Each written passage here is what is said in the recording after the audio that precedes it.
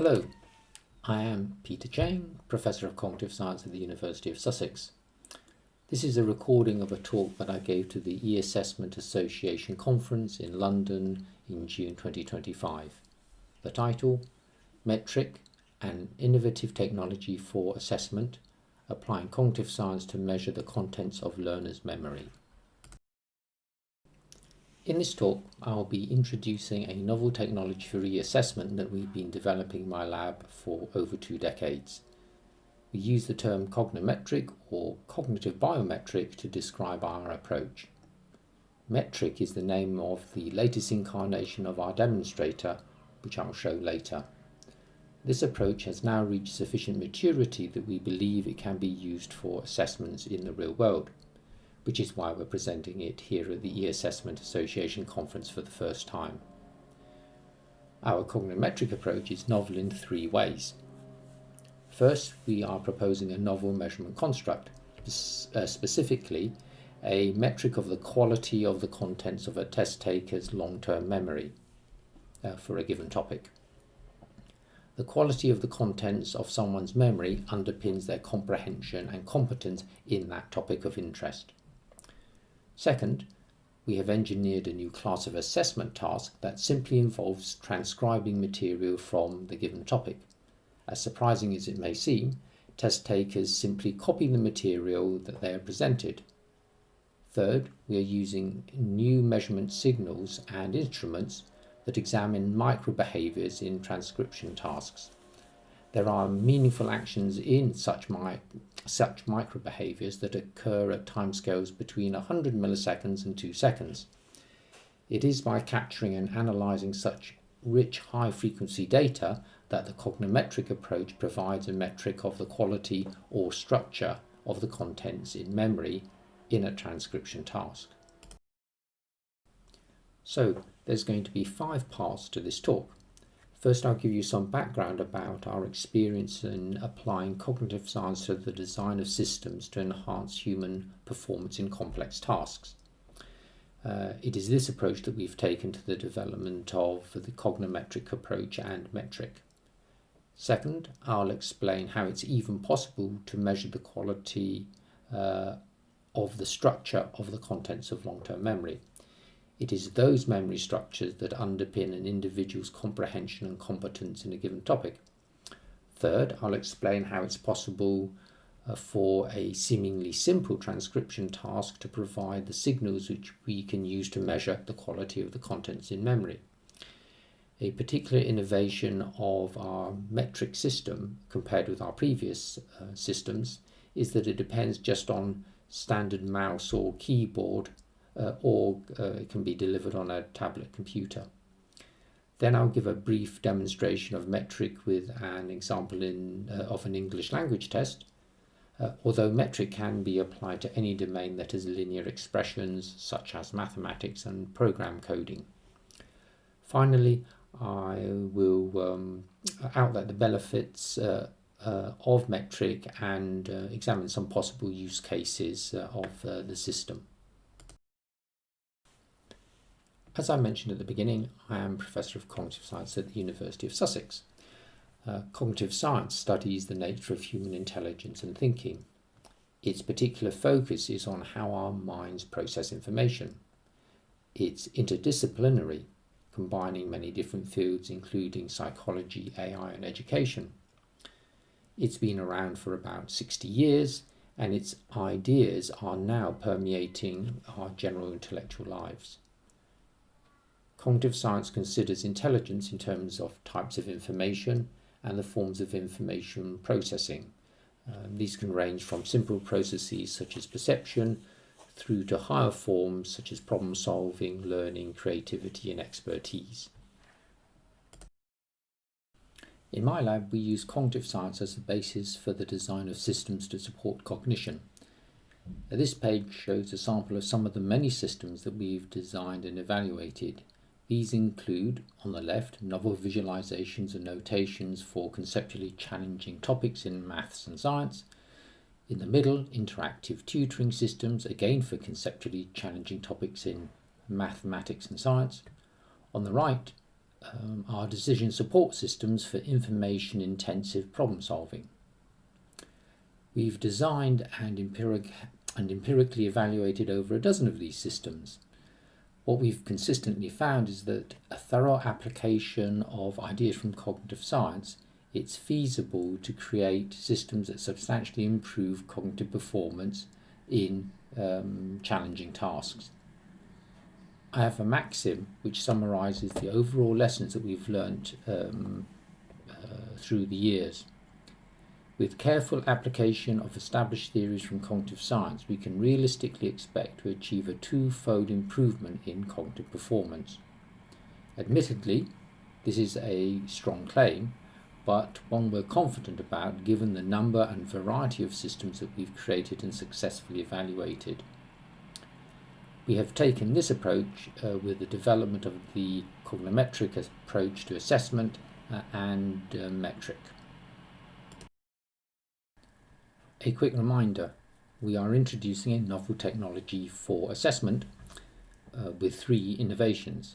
First, there's a measurement construct that addresses the quality or the structure of the contents in long-term memory. Second, we have a new type of assessment item based on the transcription of material from the target topic. Third, we're logging and analysing micro-behaviours. So, to understand how the metric system works, the first key question we have to answer is, how is a metric for the quality of the structure of contents in memory even possible? Well, cognitive science provides us with a deep knowledge of the nature of long-term memory. It is that understanding that we've used to design the cognimetric approach in METTRIC. Generally, concepts are held in memory as a network with a hierarchical structure. This diagram shows a likely structure for a student who is starting to learn algebra. Note that it's relatively deep with 4 layers, and each node has relatively few branches, just 2 or 3. In a transcription task, the expression at the top would be given and viewed, and the characters at the leaves would be written. As the student learns, the structure of the network develops, with the depth of the hierarchy lessening and the number of elements under each node, or chunk to use the jargon, that will grow. Ultimately, when the student becomes an expert, they'll perceive this mathematical expression as a single unit or chunk. So in a transcription task, the performance of the student familiar with the material will be much smoother because they do not have to navigate through layers of the complicated hierarchy. In a transcription task, the learner must navigate these networks which generates micro-behavioural signals. METTRIC uses these signals to rate the quality of the structures, and the output of the system is a score that ranges from 0 for a novice up to 100 for an expert. That is the theory behind the strong and robust signal of meaningful micro-behaviours in transcription tasks. These 2 graphs show data that we've captured from a novice and an expert as they copy an equation using a pen on a graphics tablet.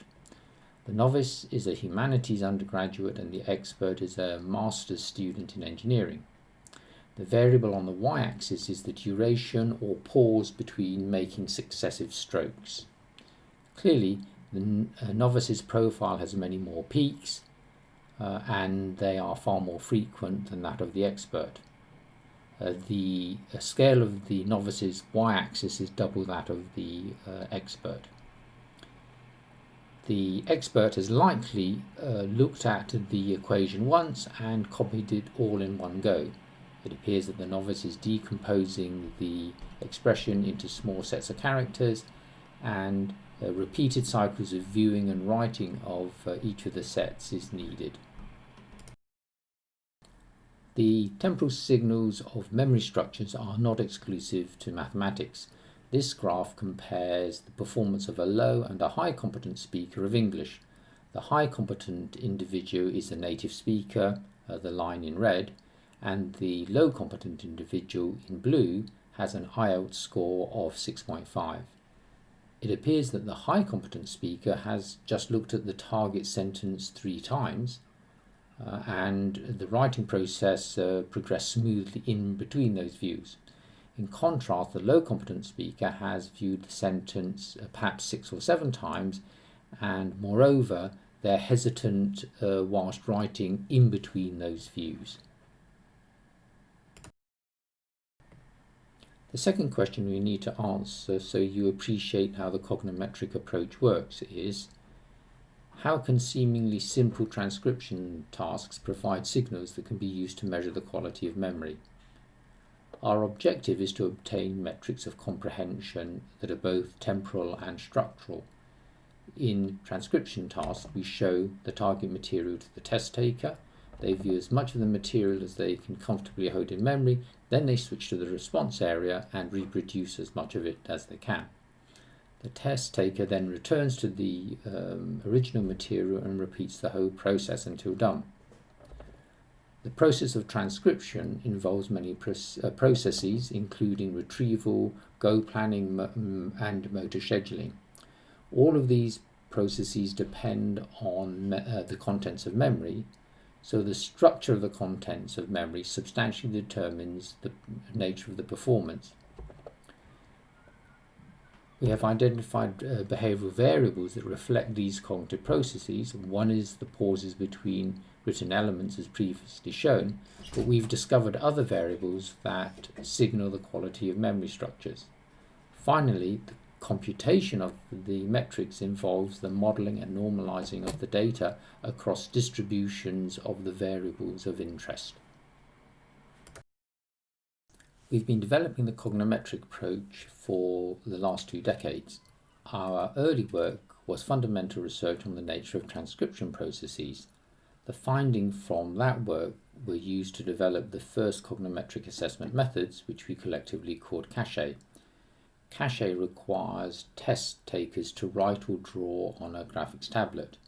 Our evaluations of those methods showed accurate and reliable scores against independent measures of comprehension and competence in the domains of mathematics, English, and program coding. We've also investigated transcriptions tasks for graphical material, especially graphs and charts. In recent work, we re-engineered the transcription task so that it can be performed on standard IT equipment without the need for a graphics tablet. Test responses are simply made with basic mouse movements or basic keyboard interactions. Or taps can be made on a tablet computer screen. Again, we have obtained good accuracy and reliability scores. Drawing all of this, we've now packaged the cognimetric approach in a demonstrator called METTRIC.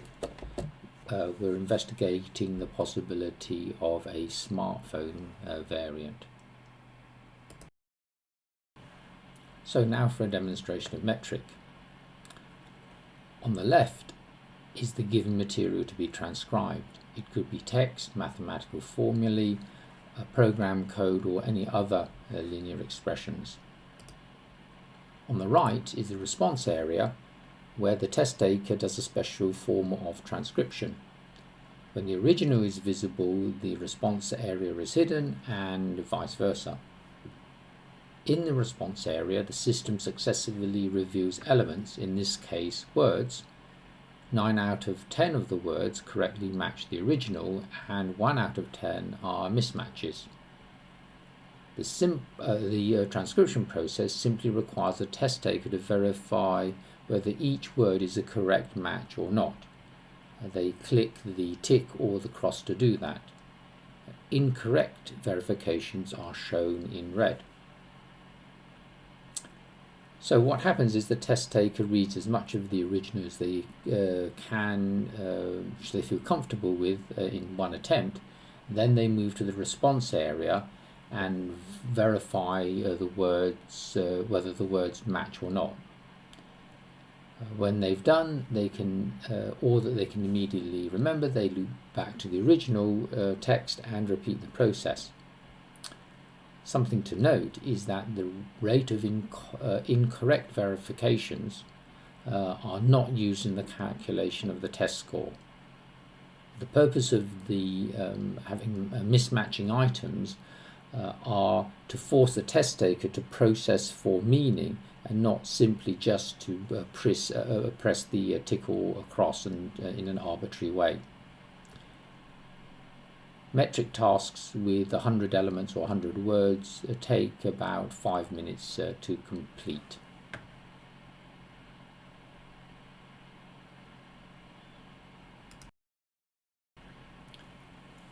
The innovations of METTRIC provide and underpin the potential benefits of the approach as a new type of test item.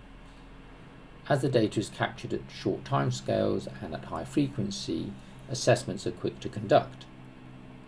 For instance, transcribing 100 elements takes about 5 minutes, as I've previously mentioned. Given the amount of data that's captured, the approach has good accuracy and reliability. The data is automatically logged and the comprehension or competence scores are generated purely algorithmically. Test items are easy and quick to produce. For instance, a test author can simply repurpose existing course material.